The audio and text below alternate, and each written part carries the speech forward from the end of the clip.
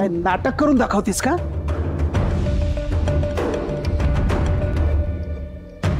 एवढं कसलं महत्वाचं काम होतं म्हणून वेदला बोलवत होतीस? हे बघ, खूप तमाशे झाले तुझे, खूप नौटंकी झाली, पण आता नाही. लोड्यावरनं अशी सुरी फिरवतात ना, तशी धडापासनं मान वेगळी करून टाकीन. नाटक करून दाखवतेस? तुला कायमचा धडा शिकवल्याशिवाय मी शांत बसणार नाही. बाबाराव खोत आहे मी, बाबाराव खोत. वेद सर, हा घ्या चेक.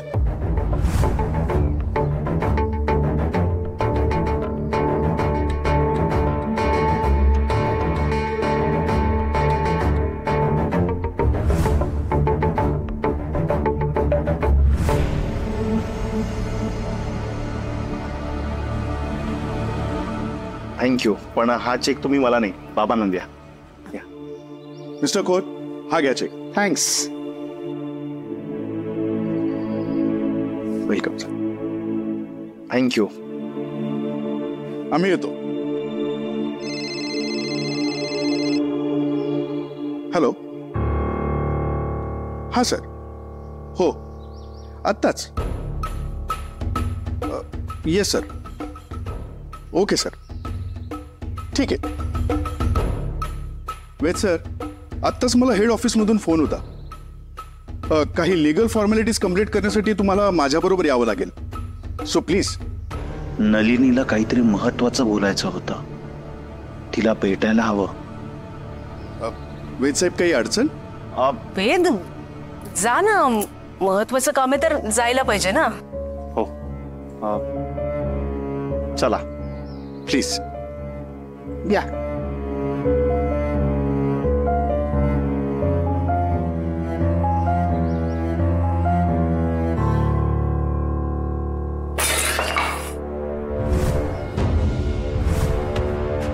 अपशकुनी आहे ही तिकडी, ही माझ्या डोक्यात जाते. विघ्न संतोषी आहे, कपाळ करंटी ही नलिनी. नेमकी आयत्या वेळी आली ही. थोडा उशीर झाला असता ना तर आपला प्लान सक्सेसफुल झाला असता, पण नाही. विषारी विळख्यात अडकलोय मी या तिकडीच्या. पण बाबाराव खोत म्हणतात मला. हा बाबाराव खोत जो डाव टाकतो ना, तो फक्त जिंकण्यासाठी टाकतो. ही प्रॉपर्टी माझी आहे आणि माझीच राहणार. कुणाच्या बापात हिम्मत असेल ना तर त्याने मला बाजूला करावा. स्वतःची लायकी ओळखून बोलावं बाबाराव खोत. ज्यानं सगळे डाव हाणून पाडीन, देवाची पण हीच इच्छा आहे. त्यामुळे थोड्या काळासाठी का असेना नलीच्या शरीरात मला जाता आलं. आयंबी सुखी ठेव वेद आणि नलीला.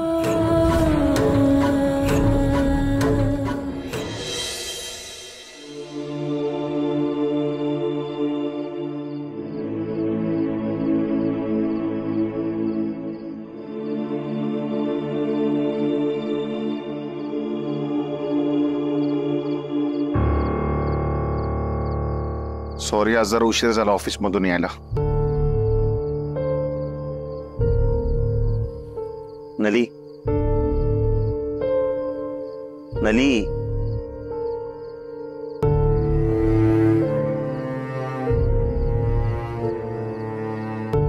नली,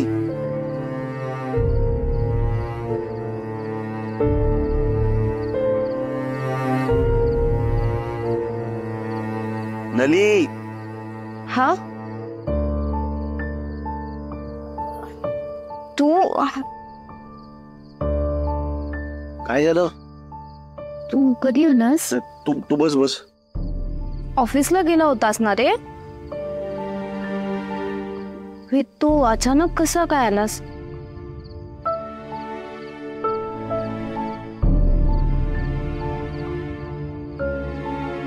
बरं वाटतंय?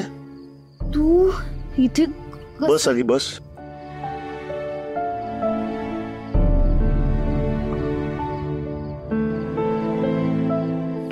ते कसं ऑफिस सोडून?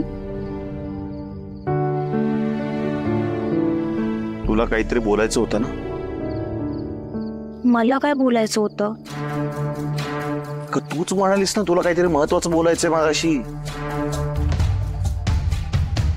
कधी म्हणाले? मी पाणी आणायला गेले होते. तू पाणी आणायला गेली होतीस, त्यानंतर तू घरी आलीस, हॉलमध्ये थांबलीस. मग तू मला बोलावलंस आणि सांगितलंस की तुला काहीतरी महत्वाचं बोलायचंय. काय बोलतोयस? मी पाणी आणायला गेले होते, हॉलमध्ये नाही आले रे. का असं काय करतेस? सगळ्यांसमोर तुम्हाला बोलवत होतीस. मला नाही आठवत असं काही. नली, तुला काहीतरी महत्वाचं बोलायचंय, सांगायचंय हे मला दिसतंय. आता मी तुला विचारतोय तर तू का सांगत नाहीयेस? मी तुला तेच सांगतोय. तू पाणी घ्यायला गेली होतीस, त्यानंतर तू घरी आलीस, हॉलमध्ये थांबलीस. मग तू मला बोलावलंस आणि सांगितलंस की तुला काहीतरी महत्वाचं सांगायचंय. मी विहिरीवर पाणी आणायला गेले होते. परत येत असताना एका गाडीचा जोरात हॉर्न वाजला. मग पुढे काय झालं मला का आठवत नाहीये पुढचं. नली, कसला विचार करतेस? बोल, काय बोलायचं होतं ते. मला काही आठवत नाहीये रे. मी खूप ताण देते डोक्याला, पण मला नाही आठवत आहे. नली, मला दिसतंय तुला काहीतरी महत्वाचं बोलायचंय, सांगायचंय. सांग ना. मी स्वतःहून तुला विचारतोय आणि तू सांगत नाहीयेस. भाऊ बेजेच्या दिवसापासून तुझं काहीतरी बिनसलंय. काय झालंय? बोल, काय सांगायचंय ते. मला असं काहीच आठवत नाहीये. बरं, हे आजचं झालं. प्रत्येक वेळ मी तुला विचारल्यानंतर तू काहीतरी कारण देऊन वेळ मारून नेतेस. आज महत्वाच्या कामात होतो मी. ते इन्शुरन्स ऑफिसर आले होते आपल्याला नुकसान भरपाई द्यायला. त्यांच्या समोर तुम्हाला बोलवतेस. बरं, मी तुला सांगतोय की थांब थांब, तरी बोलावत राहिलीस. वेद, मी असं कधी केलं? तू मुद्दाम करतेस का हे? वेद, नाही नाही, तुझी अशी इच्छा आहे का की मी तुझ्या इशाऱ्यांवर नाचावं? तसं काही आहे का? म्हणजे मी फॅमिली सोबत असल्यावर तुला खटकतं का? वेद, काही काय बोलतोयस? माझ्यावर खरंच विश्वास ठेव वेद. मला नाही आठवत आहे तू जे काही बोलतोयस ते. अगं, कसा विश्वास ठेवू? सगळ्यांसमोर घडलंय. पण मला खरंच आठवत नाही. अरे, नाही आठवत मला.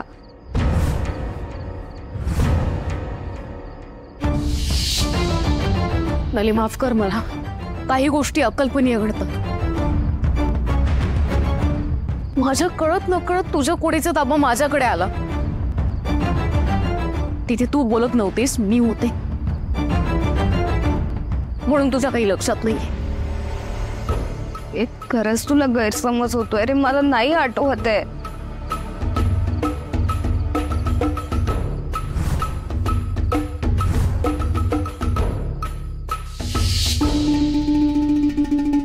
मी एक निर्णय घेतलाय.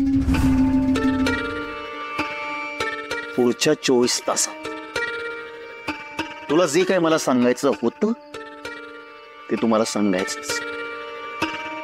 आणि जर तू ते सांगितलं नाहीस तर आयुष्यात कधीही मला काहीतरी सांगायचंय असं म्हणायचं नाही.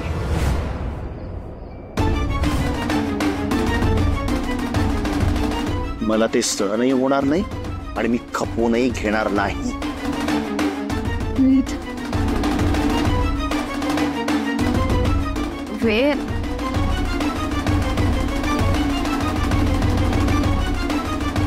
वेद, मला नाही आठवत आहे. मी पाणी आणायला गेले. मी त्यानंतर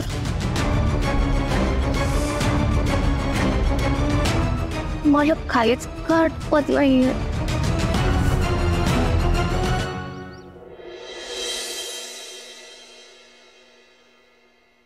गावड्याची पोरगी ना अति शहाणी निघाली. लहान समून सोडून दिलं ना हेच चुकलं माझं. शेवटी नागिन निघाली नागिन. ती फणा काढणारच डसणारच. तिच्या शेपटीला पकडून अशी गरगर गरगर फिरून फेकून दिली असती ना हो तर सुटले असतो मी. शांत, आपल्याला चेक मिळालाय ना सगळ्यात महत्वाची. मूर्ख आहेस तू आणि नेहमीप्रमाणे स्वतःचा मूर्खपणा सिद्धही केलास. अगं तो चेक घाल चुलीत. अगं नको ती बातमी त्या वेदला आज कळली की नाही सांग मला. हो हो ती अपचकुली तिकडे या घरात येण्यापूर्वी कित्येक वर्ष लपून ठेवलेली गोष्ट नेमकी त्या आज वेदला कळली की मूळ मालक तो आहे म्हणून. ती आहेच, या बाईने एक व्यापच वाढवून ठेवलाय आपल्या डोक्याला. मग त्याची शिक्षा तिला मिळाली नको. हो तो कालचा शर्ट तो असता घालू नका. अहो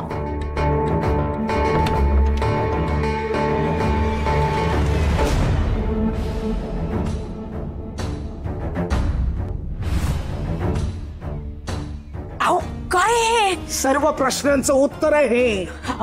विचार करू नका, त्या ती पिस्तूल इकडे. बघ माझं डोकं फिरलेलं असताना मध्ये आलीस ना तुझ्या छाताला 4 गोळ्या उतरवीन. गद्दार निघाले ती तिकडी. कपाळ करेन ती वचन भंग केला तिने.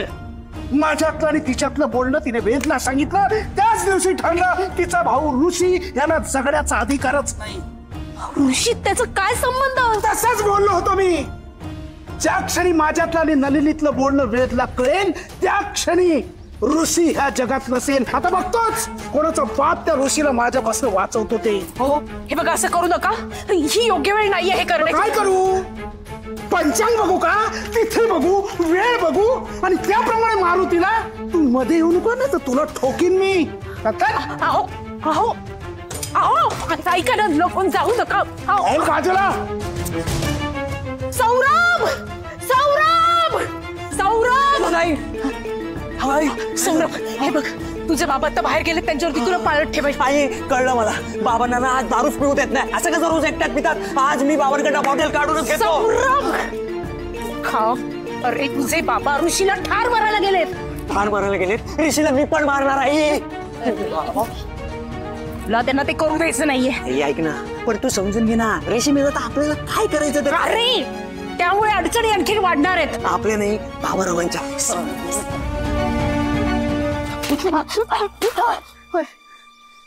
नीट ऐक. काय करायचं तुला? काय करायचंय? काय करायचं? कुठे जायचंय? तुझे बाबा हा ऋषीला ठार मारायला गेलेत. तुला त्याच्यावर पाळत ठेवायची, त्यांना ते करू द्यायचं नाहीये आणि फोन करून वेळोवेळी मला कळवत राहायचंय सगळं. कळलं कळलं? आई. चल जा आता. हा आशीर्वाद असू दे. काळजी घे. हा जा. काय निर्बुद्ध मुलगा जन्माला आलाय माझ्या पोटी. सौरभ आणि ते बाबाराव नेहमी धबधब्यावरून उडी मारतात. खाली किती खोल दरी आहे ना हे बघतच नाहीत. कधीतरी तोंडावर आपटले म्हणजे कळेल.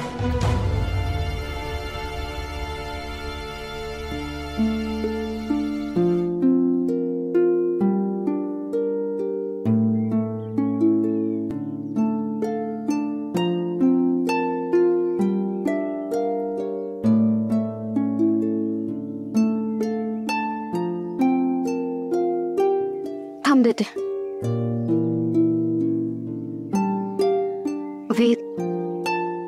वेद चिडचिड करून नको ना जाऊस ऑफिसला. मी खूप आठवायचा प्रयत्न केला. अरे मला नाही आठवत आहे. खरंच माझा खूप गोंधळ होतोय. डोक्यात ताण देऊन आठवलं पण नाही आठवत आहे. प्लीज विश्वास ठेवू ना माझ्यावर प्लीज. कसा विश्वास ठेवू? एरवी तर परखडपणे तुझी मतं मांडत असतेस ना. शेतकऱ्यात काय काय आणि कसं कसं बोललेस आठवतंय ना? तुला आठवत असेल पण मला चांगलं आठवत आहे. तुझा एक एक शब्द आहे ना नली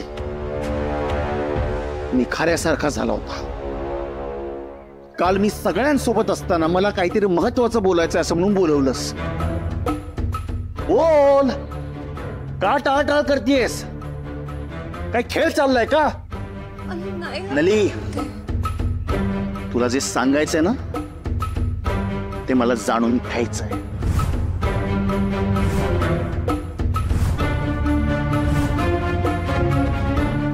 मला खरंच आठवत नाही. मला कळायला हवं. आत्ता नाहीतर कधीच नाही.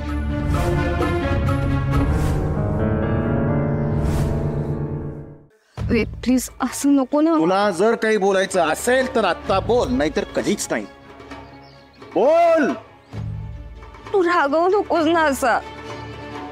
मला नाही आठवत आहे, अरे खरं सांगते. तू रागवू नको. वेद ऐक ना. वेद, अरे प्लीज ऐक ना माझं.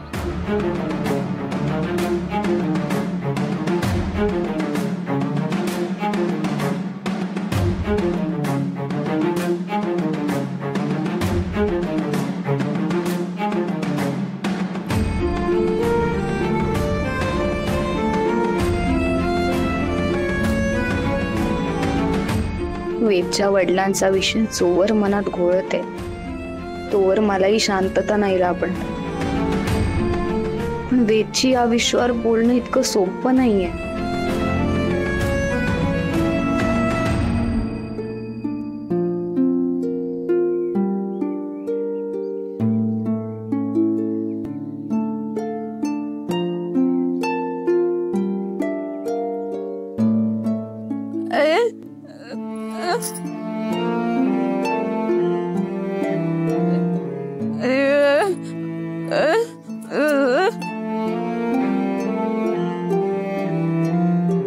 तुमचं म्हणणं मला पटतंय, पण मी काय आणि कसं सांगू वेदला की मी शेतघरात जे वागले ते बाबाराव खोतांच्या सांगण्यावरून होतं.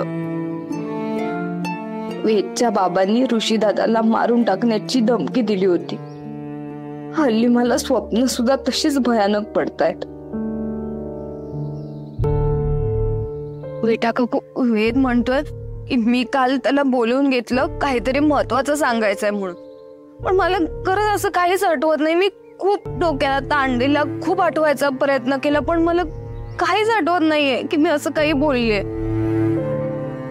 आमच्यात या गोष्टीमुळे गैरसमज झालाय.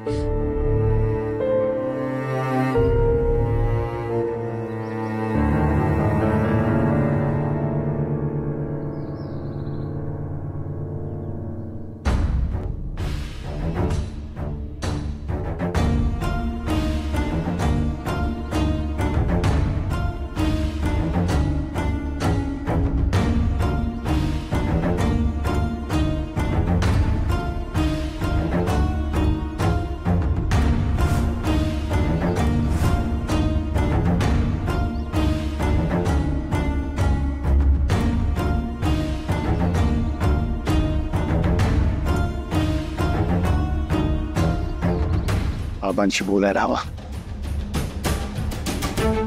वेद, कुठे निघालास? आई बाबा आहेत वरती. मला नाही माहिती बाबा. मला कुठे सांगून जातात तुझे बाबा? काही कंपनीत गेलेत. नाही ना. गोडाऊन? नाही नाही, म्हणजे मला नाही माहिती बाबा कुठे गेलेत ते. वेद वेद वेद, सईच्या बाबांकडे काय काम असेल? गोडाऊनला तर जाणार नाही ना?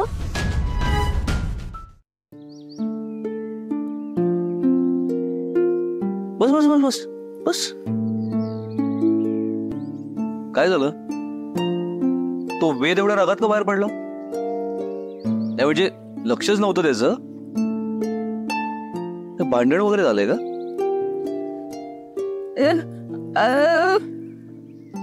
भांडण असं नाही, आमच्यात गैरसमज झालाय. आणखी एक गैरसमज? अरे देवा. नली, हे बघ, तू जरा ना जास्त विचार करणं बंद कर. माहितीये मला थोडी वेळ खराब आहे, पण म्हणून असं रडत बसायचं? हा, हे बघ, जेवढा मी वेदला ओळखतो त्याचं तुझ्यावर मनापासून प्रेम आहे. तुला आधी सांगितलंय, ज्या दिवशी तुझे नाईलाज त्याला कळतील ना त्या दिवशी तू तुझा स्वीकार करेल. सगळं विसरू, सगळं बाजूला ठेव. आणि तोपर्यंत आम्ही आहोत ना तुझ्यासोबत. हा, नको काळजी करूस.